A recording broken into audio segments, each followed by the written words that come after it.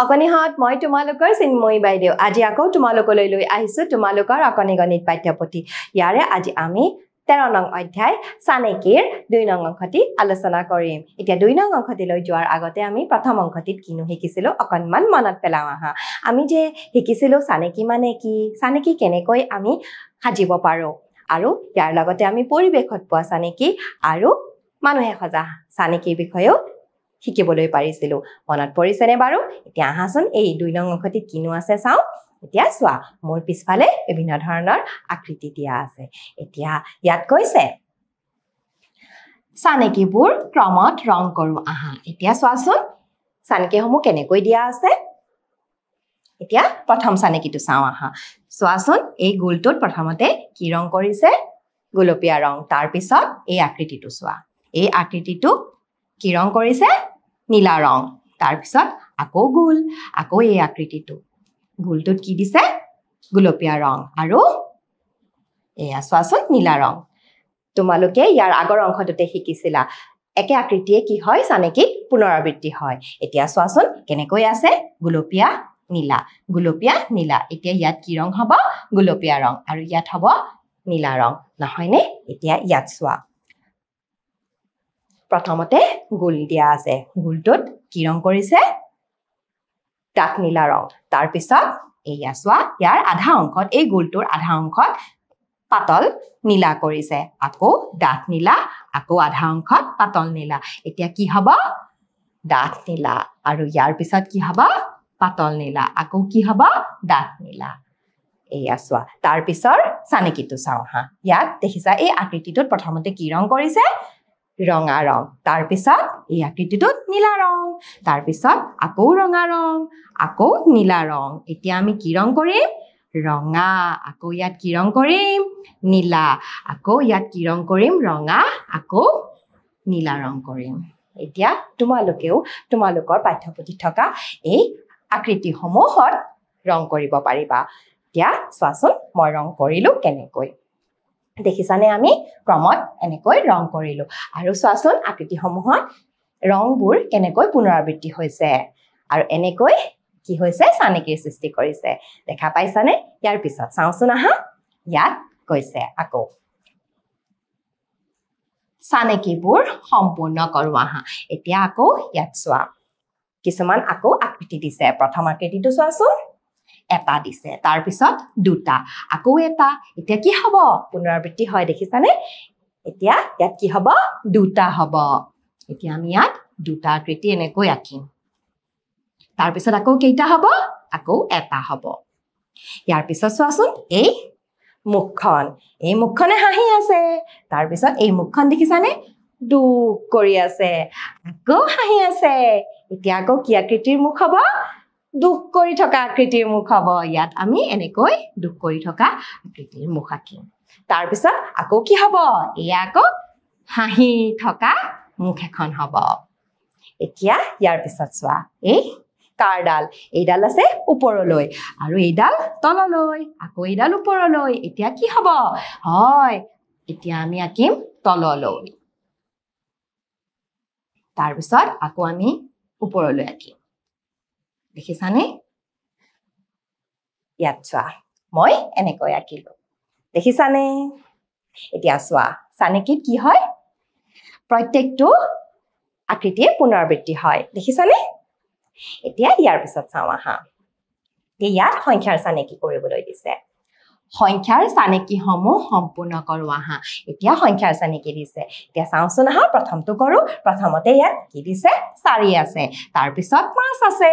তাৰ পিছত আছে 6ৰ পিছত কি হ'ব ইয়াত কিন্তু পুনৰাবৃত্তি নহব ইয়াত এফালৰ পৰা মানে একাধিক্ৰমে হ'ব 6ৰ পিছত কি হ'ব 7 হ'ব আৰু 8 হ'ব তাৰ পিছত 9 হ'ব সানেকিত এনেকৈ সংখ্যাসমূহ একাধিক্ৰমেও কেতিয়াবা লিখিবলৈ পৰা যায় হেতু প্ৰথমতে আমি প্ৰথম সংখ্যা কেইটা আমি চাই লম তাৰ পিছত আমি দেখিম যে যদি সংখ্যাসমূহ একাধিক্ৰমে গৈ আছে তেতিয়া আমি পিছৰ সংখ্যাসমূহ তেনেকৈ একাধিক্ৰমে আমি লিখিম তাৰ পিছত এই আসোৱা প্ৰথমতে এই সংখ্যাটো চোৱা প্ৰথমতে কি দিছে 10 দিছে তাৰ পিছত 11 তাৰ পিছত 12 তাৰ মানে এই চানেকিটোত সংখ্যাসমূহ একাধিক্ৰমে লিখিব লাগিব প্ৰথম সংখ্যা তিনিটা চাই আমি হেতুৱে বুজিলো গতিকে আমি একাধিক্ৰমে লিখিম 12 ৰ পিছত 13 13 ৰ পিছত 14 14 ৰ পিছত 15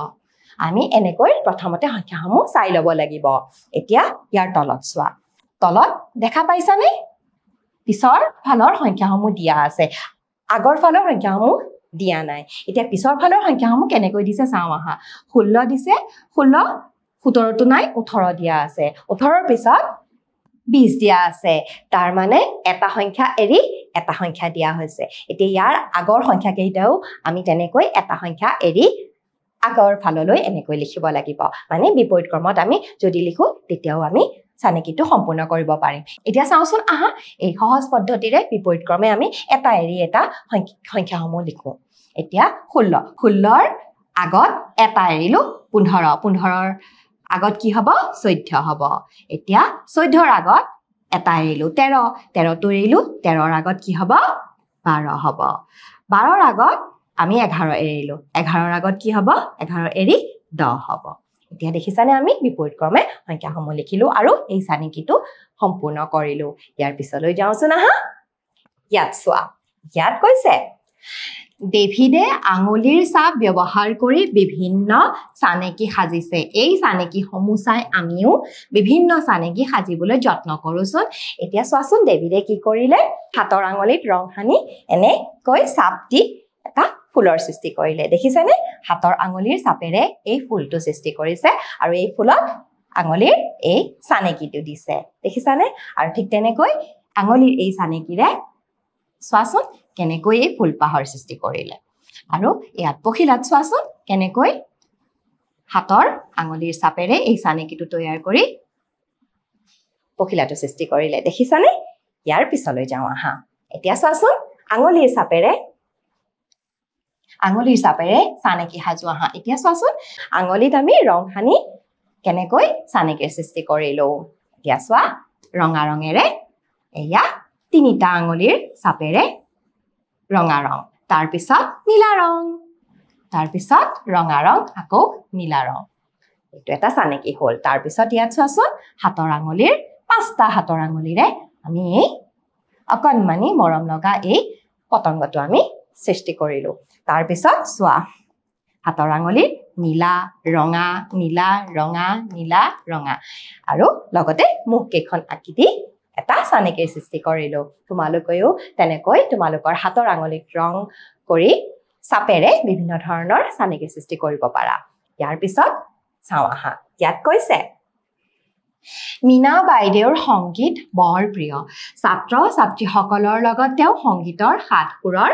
চৰ্চা কৰি আছে এয়া চোৱাচোন মীনা বাইদেউ আৰু মীনা বাইদেউৱে কি কৰিছে সাতটা সুৰৰ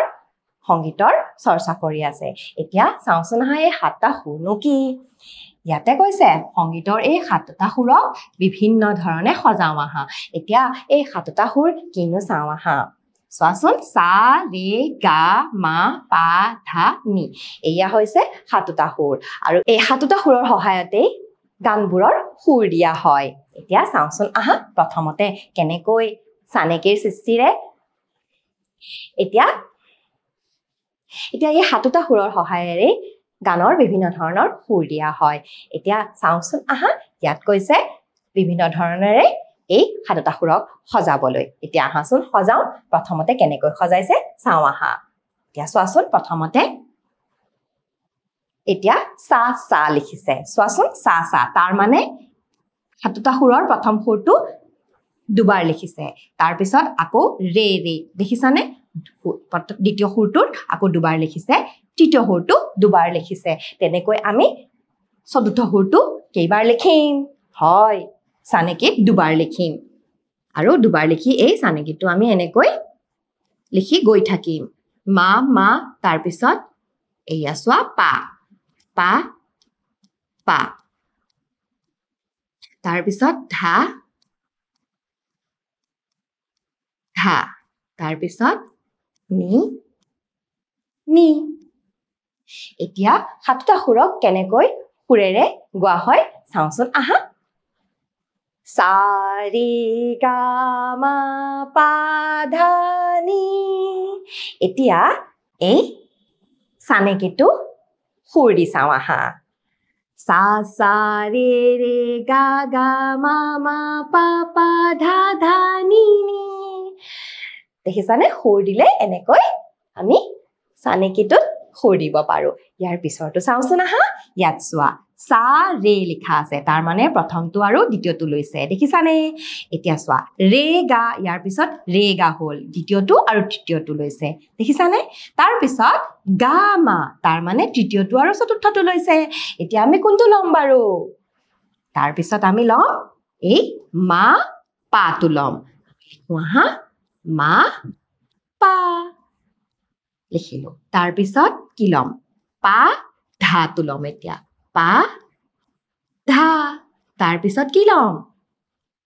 ধা নি লম তাৰ পিছত আকৌ এই নিৰ পিছত আমি আকৌ এই সাটো লব পাৰো নি সা এইটো যদি আমি সুৰেৰে গাওঁ তেতিয়া কি হ'ব সা ৰে ৰে গা গা মা মা পা পা ধা ধা নি নি সা এনেকৈ হ'ব তাৰ পিছৰটো চাওঁচোন আহা ইয়াত লিখিছে সা ৰে গা ইয়াত তিনিটা সুৰেই লৈছে তাৰ পিছত আকৌ দ্বিতীয় সুৰটোৰ পৰা লৈছে দেখিছানে ৰে গা মা তাৰ পিছত এইয়া চোৱা আকৌ দ্বিতীয়টোৰ পৰা লৈছে গা মা আকৌ পা গা মা পা এতিয়া আমি কি লম এই দ্বিতীয়টোৰ পৰা লম তিনিটা সুৰ মা পা তাৰ পিছত কি লম মা পা ধা লম তাৰ পিছত আকৌ দ্বিতীয়টোৰ পৰা লম পা ধা আৰু একেবাৰে শেষত নি দেখিছানে কেনেকৈ চানেকিটো আমি এটাৰ পিছত এটাকৈ গৈ থাকিলো এতিয়া আমি সুৰ দি চাওঁচোন আহা সা ৰে গা মা পা ধা নি সুৰ দিলে এনেকৈ হ'ব গতিকে দেখিছানে আমি এই সুৰসমূহক কেনেকৈ চানেকি সজালো দেখিলা এতিয়া এই সুৰসমূহ লগাই বিভিন্ন ধৰণৰ গান এনেকৈ গানৰ সুৰ তৈয়াৰ কৰা হয় এতিয়া ইয়াত তলত কৈছে তোমালোকেও এনে ধৰণৰ চানেকি সাজিবলৈ যত্ন কৰাচোন তোমালোকেও এই সাতটা সুৰেৰে বেলেগকৈ বিভিন্ন ধৰণৰ চানেকি সাজিব পাৰিবা অকনমান নিজে চেষ্টা কৰি চাবা ইয়াৰ পিছলৈ যাওঁচোন আহা ইয়াত তোমালোকৰ কাৰণে এটা প্ৰকল্প দিছে ইয়াত কৈছে গছৰ পাত শুকান ফুল গছৰ গুটি ডাইল আদি ব্যৱহাৰ কৰি বিভিন্ন চানেকি সাজিবলৈ দিব তোমালোকে এনেকৈ গছৰ পাত শুকান ফুল গছৰ গুটি ডাইল আদিৰে বিভিন্ন ধৰণৰ চানেকি সাজিবলৈ চেষ্টা কৰিব পাৰা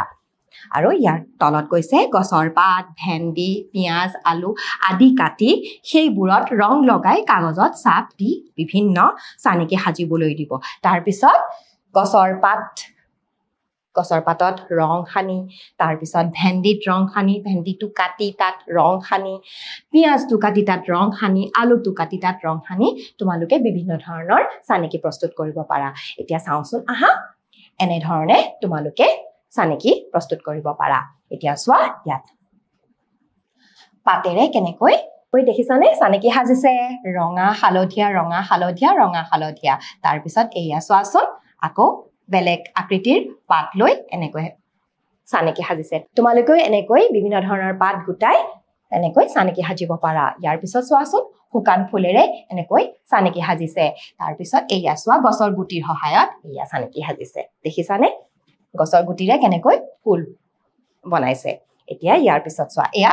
ভেন্দি কাটি কি কৰিছে ৰং সানি এনেকৈ ফুল তৈয়াৰ কৰিছে দেখিছানে ইয়াৰ পিছত এইয়া পিয়াজ চোৱাচোন পিয়াজ কাটি তাত ৰং সানি এনেকৈ এই ফুল গছজোপা তৈয়াৰ কৰিছে তোমালোকেও তেনেকৈ ভেন্দি আলু বা পিয়াজ কাটি ৰং সানি এনেকৈ বিভিন্ন ধৰণৰ চানেকি প্ৰস্তুত কৰিব পাৰিবা গতিকে মৰমৰ অকণিহঁত এই দুটা অংশত আমি চানেকিৰ বিষয়ে শিকিলো আশা কৰিছো তোমালোকে চানেকিৰ বিষয়ে ভালকৈ বুজি পাইছা গতিকে আজি এই পাঠটো মই ইমানতে অন্ত পেলাইছো পৰৱৰ্তী পাঠ লৈ তোমালোকৰ লগত আকৌ এবাৰ উপস্থিত হ'ম আজিৰ কাৰণে আহিছো নমস্কাৰ